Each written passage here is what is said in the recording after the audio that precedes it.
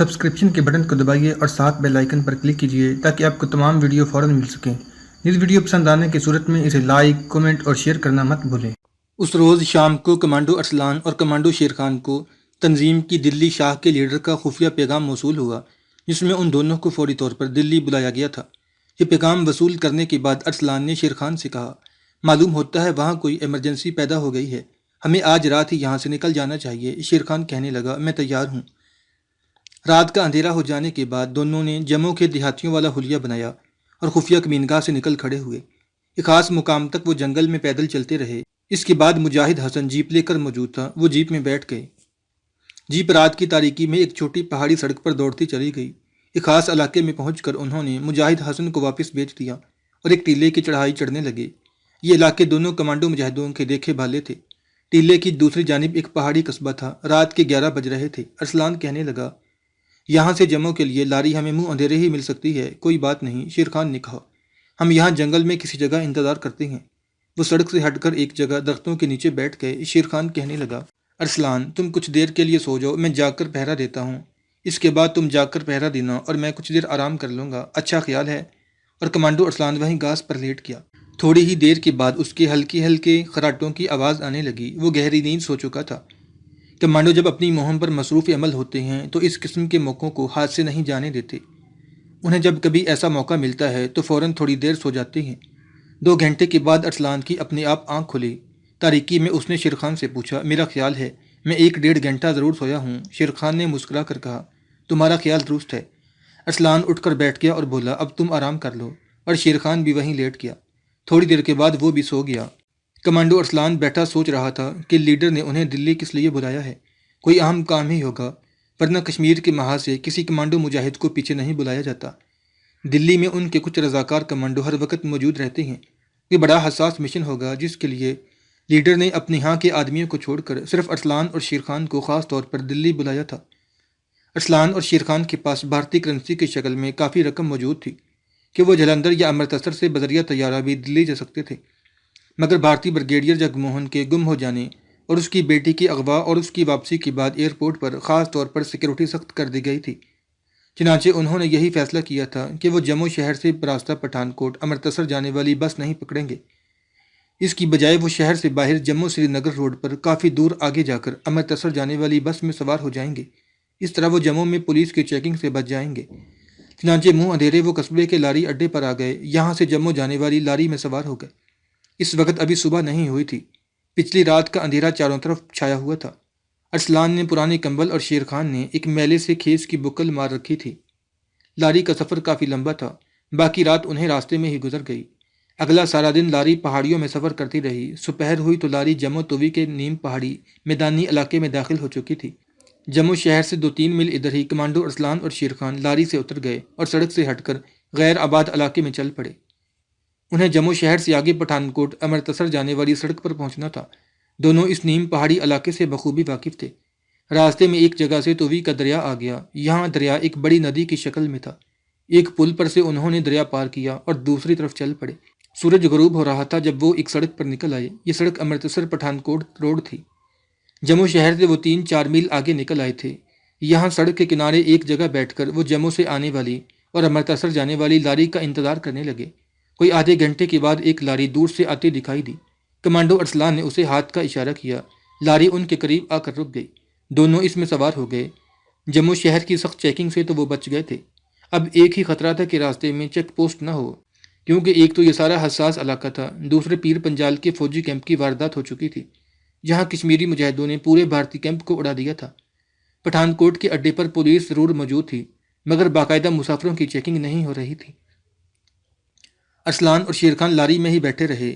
یہاں سے لاری روانہ ہوئی تو امرتسر تک خاص بات نہ ہوئی اور وہ امرتسر پہنچ گئے۔ دلی جانے کے لیے وہ جلندھر کی بجائے امرتسر سے ٹرین پکڑنا چاہتے تھے۔ جموں سے جلندھر تک ایک تو راستہ بڑا خطرناک تھا اور کسی جگہ بھی لاری کھڑی کروا کر ملٹری پولیس مسافروں کو چیک کر سکتی تھی۔ دوسرے جلندھر شہر کے لاری اڈے پر ہر وقت CID والے موجود ہوتے تھے، جن کی تیز نگاہیں دیہاتی لباس میں بھی مجاہدین کو پہچان لیتی تھیں۔ دلی جانے والی ٹرین امرتسر ہی سے تیار ہوتی تھی۔ امرتسر میں انہوں نے ایک معمولی سے ہوٹل بلکہ ڈھابے میں کھانا کھایا۔ ڈھابا بھارت کے پنجاب میں دکان کی طرز کا ہوٹل ہوتا ہے، جہاں وشنو کھانا یعنی صرف دال بھاجی ملتی ہے۔ گوشت وغیرہ نہیں پکایا جاتا۔ اسٹیشن کے آس پاس کے ڈھابے ساری رات کھلے رہتے ہیں۔ وہ ادھر ادھر چلنے پھرنے کا خطرہ مول نہیں لینا چاہتے تھے، چنانچہ ڈھابے کے اندر ہی مٹی کے گلاسوں میں چائے منگوا کر بیٹھے رہے۔ یہ انہوں نے معلوم کر لیا تھا کہ ٹرین صبح 6:20 پر دلی جاتی ہے۔ اس وقت رات کے 4 بج چکے تھے، یعنی پوپ پھٹ چکی تھی، مگر موسم سردیوں کا تھا جس کی وجہ سے ابھی اندھیرا ہی تھا۔ ٹرین روانہ ہونے سے 20 منٹ پہلے وہ اسٹیشن پر آ گئے۔ اب وہ الگ الگ ہو گئے تھے، ساتھ ساتھ نہیں چل رہے تھے۔ انہیں دلی تک ٹرین میں الگ الگ بیٹھ کر سفر کرنا تھا۔ انہوں نے اپنے اپنے طور پر ٹکٹ لیے اور پلیٹ فارم پر آ گئے۔ ٹرین کھڑی تھی، مسافروں کا کافی رش تھا۔ دونوں الگ الگ ڈبوں میں سوار ہو گئے۔ ٹرین اپنے وقت پر روانہ ہو گئی، راستہ خیریت سے کٹ گیا اور کمانڈو ارسلان اور کمانڈو شیر خان دلی پہنچ گئے۔ دلی اسٹیشن کے باہر آ کر وہ ایک بار پھر مل گئے۔ اپنی تنظیم کی دلی شاخ کے خفیہ دفتر کا انہیں علم تھا۔ وہ ایک آٹو رکشہ میں سوار ہو کر ایک خاص علاقے میں آ گئے جس کا نام ہم مصلحت کی وجہ سے نہیں بتائیں گے۔ وہ تنظیم کے خفیہ ہیڈ کوارٹر میں آ گئے۔ یہاں تنظیم کا پارٹی لیڈر ان کا انتظار کر رہا تھا۔ جیسے ہی وہ دونوں لیڈر سے ملے، لیڈر نے کہا، تم نہا دھو کر تازہ دم ہو جاؤ، پھر باتیں ہوں گی۔ ارسلان اور شیر خان نہا کر تازہ دم ہو گئے اور لیڈر کے چھوٹے سے کمرے میں آ کر اس کے پاس بیٹھ گئے۔ اس نے چائے اور بسکٹ وغیرہ منگوا رکھے تھے۔ لیڈر پیالیوں میں خاموشی سے چائے انڈیلنے لگا۔ کمانڈو ارسلان نے شیر خان کی طرف دیکھا۔ شیر خان نے ذرا کھنکارتے ہوئے لیڈر سے کہا، سر آپ کا پیغام ملتے ہی ہم کشمیر سے چل پڑے تھے۔ لیڈر آہستہ سے بولا، تمہیں ایسا ہی کرنا چاہیے تھا۔ جب شیر خان نے بات شروع کر دی تو ارسلان نے بات کو آگے بڑھاتے ہوئے کہا، سر کوئی ایمرجنسی پیدا ہو گئی ہے۔ پارٹی لیڈر کہنے لگا، چائے پی کر تر و تازہ ہو جاؤ، پھر باتیں کریں گے۔ کچھ دیر تک لیڈر ارسلان اور شیر خان سے کشمیر کے محاذ پر مجاہدوں کے سرفروشانہ سرگرمیوں کی باتیں کرتا رہا۔ اس کے بعد اس نے کہا، یہ بات کسی سے چھپی ہوئی نہیں ہے کہ پاکستان اور بھارت دونوں اس وقت ایٹمی طاقت بن چکے ہیں۔ بھارت کے عزائم جارحانہ ہیں، جبکہ پاکستان محض اپنے دفاع کی خاطر ایٹمی میدان میں اترا ہے۔ سب سے پہلے ایٹمی دھماکہ بھارت نے کیا تھا۔ خدا کا شکر ہے کہ پاکستان نے بھی اس کے جواب میں ایٹمی دھماکہ کر دیا اور بھارت بھیگی بلی کی طرح بیٹھ گیا، ورنہ ایٹمی دھماکے کے بعد اس کا لہجہ ہی بدل گیا تھا اور اس نے پاکستان کو دھمکیاں دینی شروع کر دی تھیں۔ پاکستان کے دھماکے کے بعد بھارت کا لہجہ معمول پر آ گیا اور وہ دوستی اور بھائی چارے کی باتیں کرنے لگا، لیکن اندر سے وہ اپنی ایٹمی صلاحیتوں کو مزید بڑھانے کی خاطر ایٹمی میزائلوں اور نیوکلیئر وار ہیڈ پر کام کرتا رہا۔ پاکستان کی انٹیلیجنس بھارت کے ان مذموم اور جارحانہ عزائم سے بے خبر نہیں، لیکن ہم دشمن کے گھر میں بیٹھے ہوئے ہیں، ہمیں اس کے اندر کی خبریں ملتی رہتی ہیں۔ لیڈر نے چائے کا ایک گھونٹ لیا اور رومال سے ہونٹ صاف کرنے کے بعد بولا، ہماری انٹیلیجنس دشمن کے پیٹ میں بیٹھی ہوئی ہے اور ہمیں دشمن کے مذموم عزائم کی ایک ایک پل کی رپورٹ ملتی رہتی ہے۔ چنانچہ اس سلسلے میں ہمیں 2 دن پہلے ایک خفیہ اطلاع ملی ہے جس کی روح سے بھارت کے ایٹمی کمیشن نے ایک ایسے نیوکلیئر وار ہیڈ پر کام شروع کر دیا ہے جو ایک انتہائی تیز رفتار میزائل کی شکل میں ہوگا اور جس میں یہ صلاحیت ہوگی کہ 2000 میل کے دائرے میں اگر کسی بھی جگہ سے کوئی ایٹمی میزائل چھوڑا جائے تو وہ انتہائی برق رفتاری کے ساتھ فضا میں پرواز کرتے ہوئے اس میزائل کو فائر کیے جانے کے فوراً بعد وہیں تباہ کر دے گا۔ ہمیں یہ علم نہیں ہے کہ اس کے جواب میں پاکستان نے اس کا کوئی توڑ دریافت کیا ہے یا نہیں، لیکن ہم اپنے طور پر بھارت کے اس انتہائی برق رفتار اور خطرناک ترین میزائل شکن ایٹمی میزائل کا فل کمپیوٹر ڈیٹا پاکستان تک پہنچانا چاہتے ہیں تاکہ پاکستان جو عالمی اسلام کا قلعہ ہے اپنا پورا دفاع کر سکے اور پاکستان کا سبز ہلالی پرچم آزاد فضاؤں میں لہراتا رہے۔ کمانڈو شیر خان نے کہا، سر مجھے یقین ہے کہ پاکستان دشمن کے ان خطرناک عزائم سے بے خبر نہیں ہے اور ہمارے سائنسدان دشمن کو منہ توڑ جواب دینے کے لیے پوری سرگرمی سے کام کر رہے ہوں گے۔ لیڈر کہنے لگا، خدا کرے کہ ایسا ہی ہو اور مجھے یقین ہے کہ ایسا ہی ہو رہا ہوگا۔ اس کے باوجود ہمارا یہ فرض ہے کہ ہم اپنے طور پر جہاد کشمیر کی کاز اور استحکام پاکستان کے لیے جو کر سکتے ہیں ضرور کریں۔ کمانڈو ارسلان کہنے لگا، سر اس ایٹمی کمپیوٹر ڈیٹا کی پوزیشن کیا ہے؟ لیڈر نے کہا، اس کی پوزیشن یہ ہے کہ اسے کمپیوٹرائزڈ کر دیا گیا ہے، لیکن دشمن نے احتیاط کے طور پر اس کی ایک ماسٹر کاپی تیار کر کے رکھ لی گئی ہے۔ ہم دشمن کو اس ایٹمی ڈیٹا سے محروم نہیں کر سکتے کیونکہ یہ سب کچھ کمپیوٹروں میں فیڈ ہو چکا ہے۔ ہم صرف یہ چاہتے ہیں کہ اس ایٹمی ڈیٹا کی ایک کاپی ڈسک کسی طرح ہمارے پاس آ جائے اور ہم اس کی 2-3 کاپیاں نکال کر ایک کاپی پاکستان میں پہنچا دیں اور باقی کاپیاں ہم کسی انتہائی محفوظ جگہ پر چھپا کر رکھ لیں۔ یہ ہماری اخلاقی میدان میں بھی بہت بڑی فتح ہوگی۔ اس سے نہ صرف بھارتی خفیہ ایجنسیوں کا وقار خاک میں مل جائے گا بلکہ کشمیری مجاہدین کا مرال بھی بلند ہوگا۔ کمانڈو شیر خان نے کہا، سر ہمیں یہ معلوم کرنے کی ضرورت ہے کہ یہ ایٹمی ڈیٹا کی ڈسک کی کاپیاں کہاں کہاں رکھی گئی ہیں۔ ہم کمپیوٹر میں فیڈ کیا ہوا ڈیٹا تو نہیں اڑا سکتے، لیکن اس کی ڈسک سر توڑ کوشش کر کے حاصل کرنے کی کوشش کر سکتے ہیں۔ لیڈر کہنے لگا، ہمیں یہ معلوم نہیں ہو سکا کہ بھارتی ایٹمی ڈیٹا کی اس وقت کتنی ڈسکیں بھارت کے اٹامک مشن کی تحویل میں ہیں، لیکن ایک اطلاع ہم تک ضرور پہنچ چکی ہے وہ کیا ہے سر؟ کمانڈو ارسلان نے پوچھا۔ لیڈر نے کہا، وہ اطلاع یہ ہے کہ اس ایٹمی ڈیٹا ڈسک کی master copy Indian atomic energy commission کے دلی ہیڈ کوارٹر سے اٹامک کمیشن کے مدارس ہیڈ کوارٹر میں لے جائی جا رہی ہے۔ آپ کا مشن یہ ہوگا کہ آپ اس ایٹمی ڈیٹا ڈسک کی ماسٹر کاپی کو دلی اور مدارس کے راستے میں ہی اپنے قبضے میں کر لیں گے۔ یہاں کمانڈو شیر خان نے ایک سوال اٹھایا۔ اس نے کہا، سر ماسٹر کاپی کے گم ہو جانے کے بعد یقینی طور پر بھارت کی انٹیلیجنس یہی سمجھے گی کہ ان کا ایٹمی راز چرا کر پاکستان پہنچا دیا گیا ہے۔ اس صورتحال میں بھارت کے ایٹمی سائنسدان اس ماسٹر کاپی کے فیڈ کیے ہوئے کمپیوٹر ڈیٹا میں بعض ایسی ٹیکنیکل تبدیلیاں کر دیں گے جس کے بعد ہمارے ہاتھ آئی ہوئی ایٹمی راز کی ڈسک کا ڈیٹا بیکار ہو جائے گا۔ کمانڈو ارسلان نے شیر خان کی تائید کرتے ہوئے کہا، سر شیر خان کا کہنا بالکل صحیح ہے۔ ہمیں کسی ایسی ترکیب پر عمل کرنا ہوگا کہ بھارت کی انٹیلیجنس اور بھارت کے اٹامک مشن کو یہ علم ہی نہ ہو سکے کہ ایٹمی ڈیٹا ڈسک کا راز کسی دوسرے ملک تک پہنچ چکا ہے اور ڈسک بھی ہمارے ہاتھ میں آ جائے۔ لیڈر نے زیر لب مسکراتے ہوئے کہا، تمہارا کیا خیال ہے کہ ہمیں یہ نکتہ معلوم نہیں تھا؟ ہمیں معلوم تھا کہ یہ ایٹمی راز والی ڈسک غائب ہو جانے کے بعد بھارت کا ایٹمی کمیشن لازمی طور پر ایٹمی میزائل کے نیوکلیر ڈیٹا میں بعض ایسی ٹیکنیکل تبدیلیاں کر دے گا کہ ہمارے ہاتھ آئی ہوئی ڈسک اور ایٹمی راز بیکار ہو جائے گا۔ کمانڈو شیر خان نے پوچھا، سر پھر اس کا کیا حل آپ نے سوچا ہے؟ لیڈر کہنے لگا، اس کا حل ہم نے پہلے ہی سوچ رکھا تھا، اور جو حل ہم نے سوچا ہے وہ آپ کے مشن کا سب سے اہم حصہ ہے۔ ارسلان نے پوچھا، سر کیا ہم پوچھ سکتے ہیں کہ وہ حل کیا ہے؟ کیوں نہیں، لیڈر نے کہا، وہ حل آپ کو بتانا انتہائی ضروری ہے، کیونکہ اگر آپ نے اس ترکیب پر عمل نہ کیا تو آپ کا مشن بے فائدہ ہوگا، بیکار ہوگا۔ لیکن ہم نے جو حل سوچ رکھا ہے وہ ابھی آپ کو نہیں بتایا جائے گا، کیونکہ ابھی ہمیں یہ حتمی طور پر معلوم نہیں ہے کہ یہ ایٹمی ڈسک دلی سے مدارس کب اور کس ذریعے سے پہنچائی جا رہی ہے۔ عام طور پر اس قسم کا خفیہ ڈیٹا ایک ہیڈ کوارٹر سے دوسرے ہیڈ کوارٹر میں کمپیوٹر کے ذریعے ٹرانسمٹ کیا جاتا ہے، لیکن اس ایٹمی راز کی ڈسک کی ماسٹر کاپی ہمیشہ کی ذمہ دار افسر سیکورٹی ٹیم کی حفاظت میں خود لے کر جاتا ہے۔ سب سے پہلے ہمیں یہ سراغ لگانا ہے کہ ایٹمی راز کی ڈسک کس روز دلی سے مدارس لے جائی جا رہی ہے اور کس ذریعہ سفر سے لے جائی جا رہی ہے۔ کمانڈو شیر خان بولا، سر جہاں تک میرا خیال ہے اسے بذریعہ ہوائی جہاز لے جایا جائے گا۔ اہم راز اور اہم ترین خفیہ ڈاکومنٹ کے لیے کوئی زمینی ذریعہ سفر اختیار نہیں کیا جا سکتا۔ ہمارا اپنا بھی یہی خیال ہے کہ یہ ماسٹر کاپی ایئر انڈیا کی کسی فلائٹ میں مدارس پہنچائی جائے گی۔ ارسلان نے یہاں اپنی رائے کا اظہار کرتے ہوئے کہا، سر میرا خیال ہے کہ اتنا اہم ڈاکومنٹ یعنی یہ master copy Indian atomic mission عام ایئر انڈیا کی فلائٹ میں بھیجنے کی غلطی نہیں کریں گے، وہ بڑی آسانی سے اسے انڈین ایئر فورس کے کسی طیارے میں بھیج سکتے ہیں۔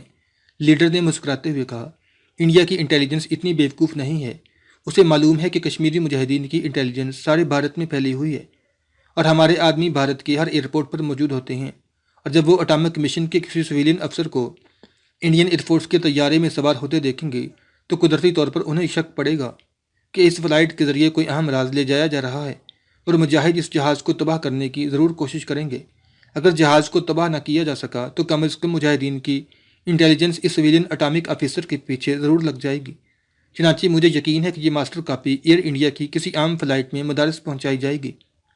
اگر اٹامک مشن کی سویلین آفیسر کو کوئی مجاہد دیکھ بھی لے تو وہ یہی سمجھے گا کہ وہ کسی سرکاری یا نجی کام سے دوسرے مسافروں کے ساتھ مدارس جا رہا ہے، اور اسی طرح بھارت کے ایٹمی راز کی ماسٹر کاپی مکمل حفاظت کے ساتھ دلی سے مدارس پہنچا دی جائے گی۔ کمانڈو شیر خان نے زیر لب مسکراہٹ کے ساتھ کہا، سر فرض کر لیا کہ بھارت اپنے اہم ترین ایٹمی راز کی ماسٹر کاپی ایئر انڈیا کی عام فلائٹ میں ہی مدارس بھیجتا ہے، اس صورت میں ہمیں کون سی ایسی حکمت عملی اختیار کریں گے کہ ایٹمی راز کی ماسٹر کاپی بھی ہمارے قبضے میں آ جائے اور بھارت کی انٹیلیجنس کو یہ بھی علم نہ ہو کہ اس کا ایک اہم ایٹمی راز چرا لیا گیا ہے؟ لیڈر نے ہنس کر کہا، شیر خان میں جانتا ہوں کہ تم مجھ سے کیا پوچھنا چاہتے ہو، لیکن جیسا کہ میں پہلے کہہ چکا ہوں میں اس منصوبے کا راز ابھی آپ لوگوں کو نہیں بتاؤں گا جو ہم نے سوچ رکھا ہے، لیکن وقت آنے پر سب سے پہلے وہ منصوبہ آپ دونوں کو ہی بتایا جائے گا، کیونکہ اس پر عمل آپ نے ہی کرنا ہے۔ پہلے ہمیں یہ معلوم کر لینے دو کہ یہ ایٹمی ماسٹر کاپی کب اور کس طریقے سے دلی سے مدارس پہنچائی جا رہی ہے۔ دلی میں مجاہدوں کی تنظیم کی خفیہ سراغ رساں بڑی گرمجوشی سے یہ معلوم کرنے کی کوشش میں لگے ہوئے تھے کہ ایٹمی راز کی ماسٹر کاپی کب اور کس ذریعے سے مدارس بھیجی جا رہی ہے۔ کمانڈو ارسلان اور شیر خان تنظیم کی خفیہ کمینگاہ میں ہی رہے۔ اس نئے مشن کے شروع ہونے تک لیڈر نے انہیں ہدایت کر رکھی تھی کہ ان کا وہاں چھپے رہنا ہی ٹھیک ہے۔ لیڈر نہیں چاہتا تھا کہ اس دوران باہر کا کوئی آدمی ان میں سے کسی کی شکل دیکھے، اس طرح ان کے مشن کو نقصان پہنچنے کا اندیشہ تھا۔ 3 دن گزر گئے، چوتھے دن شام کو اپنا ایک مجاہد کمینگاہ پر آیا اور اس نے لیڈر کو بتایا کہ 4 دن بعد ایٹمی راز کی ماسٹر کاپی ایک سویلین ٹرانسپورٹ طیارے کے ذریعے دلی سے مدارس لے جائی جا رہی ہے۔ اس وقت ارسلان اور شیر خان بھی وہاں موجود تھے۔ لیڈر نے جاسوس مجاہد سے پوچھا، جو آدمی ماسٹر کاپی لے جا رہا ہے اس کا بایو ڈاٹا کیا ہے؟ مجاہد ایک ایک بات کی خبر لے کر آیا تھا۔ اس نے کہا، ایٹمی راز کی master copy atomic energy mission کا ایک بوڑھا ہیڈ کلرک لے جا رہا ہے۔ ان لوگوں نے کسی سائنسدان کو جان بوجھ کر نہیں بھیجا کہ اسے دیکھ کر کسی کو شک نہ پڑ جائے کہ طیارے میں کوئی خفیہ ایٹمی دستاویز لے جائی جا رہی ہے۔ اس ہیڈ کلرک کا نام سریش پانڈے ہے۔ اس کی عمر 60-65 کے درمیان ہے۔ میں اس کی ایک فوٹو بھی لایا ہوں۔ اور مجاہد نے بٹوے میں سے ایک چھوٹے سائز کی فوٹو نکال کر لیڈر کو دی۔ لیڈر نے فوٹو کو غور سے دیکھا، پھر ارسلان اور شیر خان کو دے دی۔ وہ بھی فوٹو کو غور سے دیکھنے لگے۔ یہ سریش پانڈے یعنی انرجی کمیشن کے ہیڈ آفس کے ہیڈ کلر کی پاسپورٹ سائز کی فوٹو بھی۔ مجاہد جاسوس کہنے لگا، یہ تصویر ہم نے اس فوٹو اسٹوڈیو سے حاصل کی ہے جہاں سے اس نے اپنا شناختی کارڈ دوبارہ جاری کروانے کے لیے بنوائی تھی۔ لیڈر نے کہا، ہمیں اس کی 3 کاپیاں چاہیے۔ مجاہد بولا، کل آپ کو مل جائیں گی، یہ آپ اپنے پاس ہی رکھیں۔ اس کا نیگیٹو فوٹو اسٹوڈیو میں موجود ہے، ہم اس کی 3 مزید کاپیاں نکلوا لیں گے۔ لیڈر نے پوچھا، یہ ٹرانسپورٹ طیارہ دلی کے ایئرپورٹ سے کس وقت روانہ ہوگا؟ مجاہد جاسوس نے جیب سے چھوٹی سی نوٹ بک نکال لی تھی۔ اس کے بعد اس صفحے پر نگاہ ڈالنے کے بعد کہنے لگا، یہ طیارہ 4 دن بعد رات کے 1:30 بجے دلی سے پرواز کرے گا۔ اسے خاص طور پر ایک فرضی صنعت کار کے نام سے چارٹرڈ کیا گیا ہے، جس کے بارے میں یہ ظاہر کیا گیا ہے کہ اس میں انڈیا کی کریم تاریخی نوادرات لے جائی جا رہی ہیں۔ لیڈر نے سراغسا مجاہد سے کہا، ہمیں اس ہیڈ کلرک سریش پانڈے کے بارے میں پوری معلومات درکار ہوں گی کہ وہ کہاں رہتا ہے۔ مجاہد بولا، میں اس بارے میں پورا پتہ کر کے آیا ہوں، بلکہ میں نے اس کے سرکاری مکان کا ایک فوٹو بھی اتار لیا ہے۔ مجاہد نے ایک لفافے میں سے دوسری تصویر نکال کر لیڈر کو دی۔ اس کے ساتھ ایک کاغذ بھی تھا جس پر سریش پانڈے کے مکان کا پورا ایڈریس لکھا ہوا تھا۔ لیڈر نے یہ چیزیں ایک نظر دیکھیں اور ارسلان اور شیر خان کی طرف بڑھا دیں۔ لیڈر کہنے لگا، یہ آدمی سریش پانڈے ایک بڑی اہم دستاویز لے جا رہا ہے اور اس کی فلائٹ کا ٹائم آدھی رات کے بعد کا ہے۔ ظاہر ہے اسے اٹامک انرجی مشن کی گاڑی گھر سے ایئرپورٹ پہنچائے گی۔ مجاہد سراغرسا نے کہا، سرسری طور پر ہمیں پتہ چلا ہے کہ اٹامک مشن اس معاملے میں بے حد احتیاط سے کام لے رہا ہے۔ اس خیال سے کہ آدھی رات کو اٹامک مشن کی گاڑی میں ایک ہیڈ کلر کو آتے دیکھ کر ایئرپورٹ پر موجود مجاہد تنظیم کی انٹیلیجنس کو شک نہ پڑ جائے، سریش پانڈے کو ہدایت کی گئی ہے کہ وہ رات کے وقت ٹیکسی پکڑ کر ایئرپورٹ پہنچے۔ دلی میں ساری ٹیکسیاں رات چلتی رہتی ہیں اور ہر علاقے میں رات کے کسی بھی وقت ٹیکسی آسانی سے مل جاتی ہے۔ اس موقع پر کمانڈو شیر خان نے کہا، اس آدمی کے ساتھ سیکیورٹی کا کیا انتظام ہوگا؟ سراغرسا مجاہد نے کہا، ہمیں جو رپورٹ ملی ہے اس کے مطابق سریش پانڈے کے ساتھ سیکیورٹی گارڈ ضرور ہوں گے، لیکن یہ سیکیورٹی گارڈ ایک تو ایئرپورٹ پر اسے اپنی حفاظت میں لیں گے اور دوسرے یہ گارڈ سویلین کپڑوں میں ہوں گے اور سریش پانڈے سے دور دور رہیں گے۔ ایسے لگ رہا تھا کہ لیڈر کسی گہری سوچ میں ہے۔ جب سراغرسا مجاہد نے بتایا کہ سیکیورٹی گارڈ ایئرپورٹ پر اسے اپنی حفاظت میں لیں گے تو اس نے گہری سوچ سے ذرا سا چونکتے ہوئے کہا، اس کا مطلب ہے کہ سریش پانڈے ماسٹر کاپی لے کر جب اپنے ہیڈ کوارٹر یا فلیٹ سے رات کے وقت نکلے گا تو اس وقت اس کے ساتھ سیکیورٹی گارڈ نہیں ہوں گے۔ مجاہد بولا، ہماری اطلاع تو یہی ہے کہ سیکیورٹی گارڈ ایئرپورٹ پر اس کے ساتھ شامل ہو جائیں گے اور طیارے میں ساتھ ہی سفر کریں گے۔ لیڈر نے کہا، ٹھیک ہے، اس مشن نے خود ہمیں کامیابی کا راستہ دکھا دیا ہے۔ اب ایک اور بات جاننا ضروری ہے اور وہ یہ کہ یہ دستاویز یعنی بھارتی ایٹمی راز کی ماسٹر کاپی سریش پانڈے کیسے لے جا رہا ہے؟ ظاہر ہے اس کے ساتھ کوئی سیکرٹ فائل بھی ہوگی، خالی ڈسک نہیں ہوگی، وہ اسے جیب میں ڈال کر نہیں لے جائے گا۔ سراغرسا مجاہد نے کہا، ہم نے اس ہیڈ کلرک سریش پانڈے کا جو مشاہدہ کیا ہے اس کے مطابق یہ شخص اپنے ساتھ ایک بریف کیس رکھتا ہے جس میں وہ دفتر کے بعض ضروری کاغذات فلیٹ پر لاتا ہے اور صبح دفتر جاتے وقت ساتھ ہی لے جاتا ہے۔ لیڈر نے خاص طور پر کہا، ہمیں کل ہی اس آدمی کے بریف کیس کی 1-2-3 تصویریں چاہیے۔ یہ مختلف زاویوں سے اعلیٰ ترین کیمرے سے اتاری جانی چاہیے تاکہ ہم اسے بڑے سائز میں کر کے اس کا پوری طرح سے مشاہدہ کر سکیں۔ یاد رکھنا، اس بریف کیس نے اس مشن میں بڑا اہم کردار ادا کرنا ہے۔ یہ فوٹو ہمیں کل شام تک مل جانی چاہیے۔ انشاءاللہ آپ کو مطلوبہ تصویریں مل جائیں گی۔ مجاہد نے کہا، میں خود لے کر آ جاؤں گا۔ اس کے بعد مجاہد سراغرسا چلا گیا۔ اس کے جانے کے بعد لیڈر نے ارسلان اور شیر خان سے کہا، کل صبح تمہیں آفس ٹائم سے 1-8 گھنٹہ پہلے اس ہیڈ کلرک سریش پانڈے کے علاقے میں اس کی فلیٹ کے سامنے پہنچ جانا ہوگا۔ ایک تو تمہیں اس کی شکل و صورت کو اچھی طرح سے شناخت کرنا ہوگا، دوسرے تمہیں اس کے بریف کیس کا بھی اچھی طرح سے جائزہ لینا ہوگا، لیکن یہ سارا کام تم نے زیادہ دور نہیں، مناسب فاصلے پر رہ کر کرنا ہوگا۔